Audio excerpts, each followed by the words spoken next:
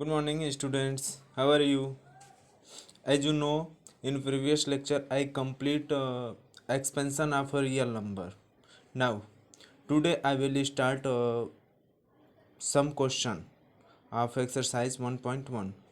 Okay, then first question of exercise 1.1, 1.3 is write the following in decimal form and say what kind of decimal expansion each has.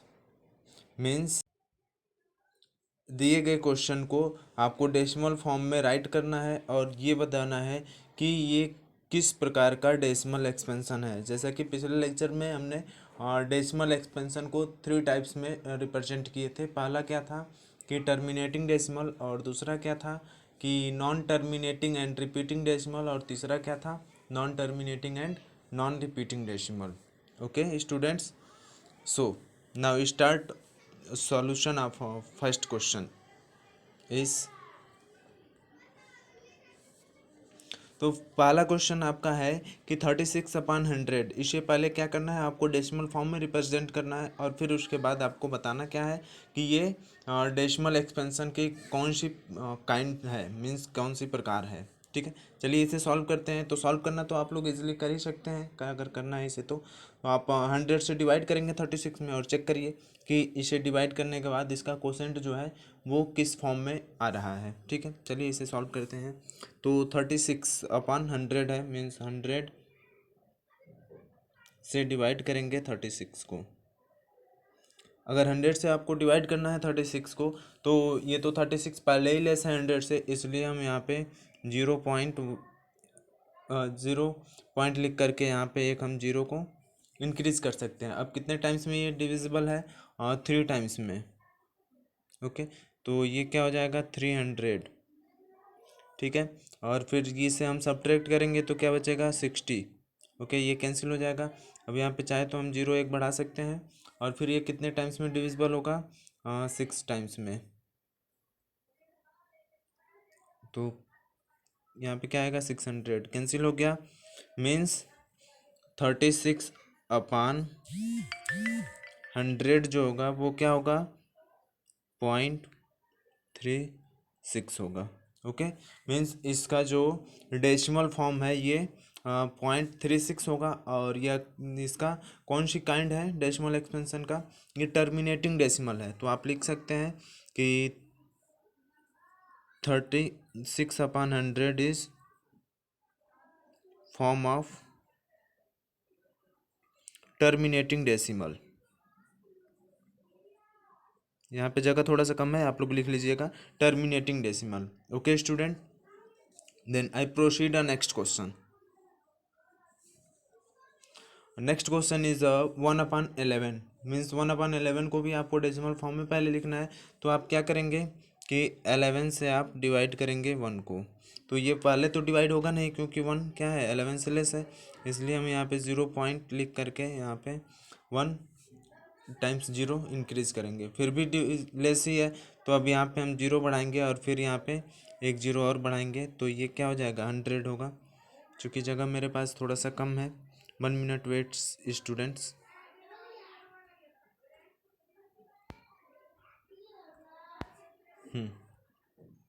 तो इसे हमें divide करना है, तो पहले हम यहाँ पे 0 पॉइंट लगा करके एक 0 बढ़ाएंगे। फिर भी ये अभी लेस है, तो यहाँ पे फिर एक 0 बढ़ा करके यहाँ पे हम 0 बढ़ा सकते हैं। अब कितने टाइम्स में डिविजिबल है?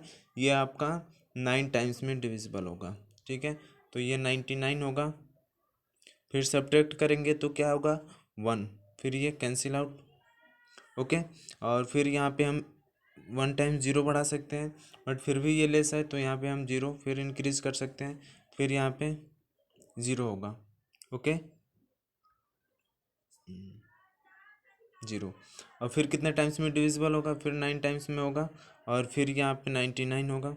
और इस तरह से आपका हमेशा जो है रिमाइंडर 1 आएगा, और फिर यहाँ पे 0 हम बढ़ा करके 0 यहाँ पे भी 1 टाइम्स बढ़ाएंगे। ये तो पहले 0 बढ़ाएंगे और फिर ये डिविजिबल नहीं होगा, इसलिए हम 0 फिर बढ़ा करके यहाँ पे 0 बढ़ाएं, फिर 9 टाइम्स में डिविजिबल होगा। मीन्स 1/11 इक्वल टू आपका क्या होगा 0.0909। इस तरह से आपका ये कुछ नंबर आएगा, ठीक है। तो इसमें क्या हो रहा है कि 2 स्टेप्स के बाद इसके टर्म जो है अगेन रिपीट हो रहे हैं। मीन्स इसे हम चाहें तो इस तरह से भी लिख सकते हैं 0.09 पर बार। और ये किस टाइप का डेसिमल होगा, डेसिमल एक्सपेंशन। तो रिपीटिंग तो है नहीं, और टर्मिनेटिंग का मतलब रिपीटिंग है, और टर्मिनेटिंग का मतलब कि फाइनाइट स्टेप के बाद कंप्लीट हो जाए। तो ये कंप्लीट तो होगा नहीं, इनफाइनाइट टाइम्स आएगा। इसलिए ये इस डेसिमल के जो काइंड होगी वो non terminating and repeating decimal होगा। Okay student, so now I will proceed on next question. समझ में आ रहा है? If any doubt then you can ask me. Okay students, now next question is 4 whole 1/8। तो यहाँ पे 4 होल 1/8 ऐसे राइट करेंगे। इसे आप फ्रैक्शन पार्ट में, फ्रैक्शन नंबर में लिखिए। तो क्या होगा, 8 4 जा 32, और 32 और 1 33/8। इसे फिर आप डिवाइड करेंगे तो आपको कुछ कोशेंट मिलेगा, जो कि वो भी क्या होगा, टर्मिनेटिंग फॉर्म में, टर्मिनेटिंग नहीं नॉन टर्मिनेटिंग होगा, बट एक फाइनाइट स्टेप्स के बाद रिपीट करने लगेंगे। तो ये भी जो इसका फॉर्म होगा, I think non terminating and repeating decimal ही होना चाहिए। Non terminating and repeating decimal, I thinks. चलिए सॉल्व करके चेक ही कर लेते हैं क्या करना है, थोड़ा सा टाइम लगेगा। देखिए कितने टाइम्स में डिविजिबल है ये, तो 4 टाइम्स में होगा डिवाइड। 32 1 0, यहाँ पे हम बढ़ा सकते हैं डेसिमल लगा करके, 0 बढ़ा सकते हैं। कितने टाइम्स में डिवाइड होगा, 1 टाइम्स में, तो ये 8 और फिर 2, फिर यहाँ पे 0 बढ़ा सकते हैं। अब कितने टाइम्स में होगा, 2 टाइम्स में, 8 2 ज़ा 16 4, फिर 0 बढ़ाएंगे, 8 5 ज़ा 40, ये रिमाइंडर कैंसिल, 0 हो गया।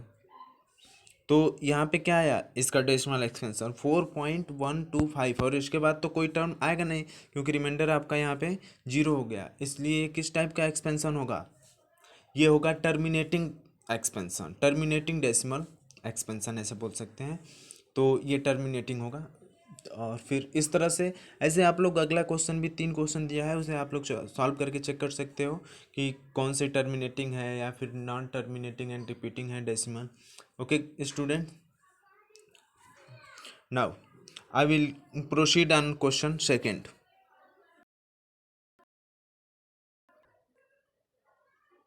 Question number second is you know that 1/7 equal to 0.142857 पे बार।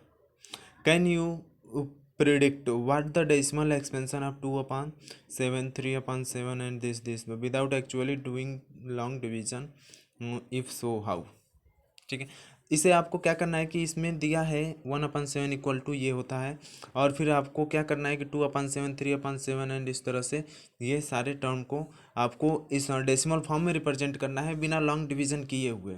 तो जब आपको पता है 1/7 की वैल्यू ये होता है 0.142857, तो अब 2/7 की वैल्यू अगर निकालना है आपको, तो 2/7 इक्वल टू क्या लिख सकते हैं, 2 इंटू 1/7। ओके, अब 2 इंटू 1/7 की वैल्यू क्या है, 0.142857 ओके पे बार। अब इसे आप मल्टीप्लाई करेंगे तो क्या होगा, 7 2 ज़ा 14, 1 5 2 ज़ा 10, 1 एंड फिर कैरी 1, और फिर 8 2 ज़ा 16, 1 17, 17 1, फिर 2 2 ज़ा 4 5 एंड 2 4 ज़ा 8 एंड 2 पॉइंट ओके एंड बार। ठीक है, तो ये 2/7 की वैल्यू हो गया। इस तरह से आप 3/7 की वैल्यू निकालना है तो 3 इंटू और फिर ये 1/7 की वैल्यू को मल्टीप्लाई करेंगे तो 3/7 की वैल्यू आ जाएगा। फिर इस तरह से 4/7 को, 1/7 की वैल्यू पता ही है कि 0.142857 है, तो उसमें 4 से मल्टीप्लाई करेंगे तो 4/7 की वैल्यू आ जाएगा। ऐसे आप लोग क्वेश्चन नंबर सेकेंड को सॉल्व कर सकते हैं। Okay student, and if any doubt then you can ask me. Next question, third. Express the following in the form of P by Q, where P and Q are integers and Q is not equal to 0। जैसे कि पहले question में हम लोग को क्या था कि एक रेशनल नंबर मतलब पी बाई क्यू के फॉर्म में दिया था, तो इसे हमें डेसिमल एक्सपेंशन के फॉर्म में लिखना था। जस्ट इसी के अपोजिट क्वेश्चन नंबर 3 में दिया है ये क्वेश्चन, या फिर ये इसको ले सकते हैं। तो ये डेसिमल फॉर्म में दिया है और आपको पी बाई क्यू के फॉर्म में लिखना है। और ये भी डेसिमल फॉर्म कैसा है, non terminating and repeating decimal, क्योंकि बार का मतलब ऊपर लगा है सब क्वेश्चन में। इसका मतलब कि वो टर्म जो है वो रिपीट करेंगे इनफाइनाइट टाइम्स। ओके, तो चलिए क्वेश्चन नंबर फर्स्ट उसका देखते हैं। 0.6 को बार को हमें क्या करना है, पी बाई क्यू के फॉर्म में लिखना है। Then 1 minute waits students.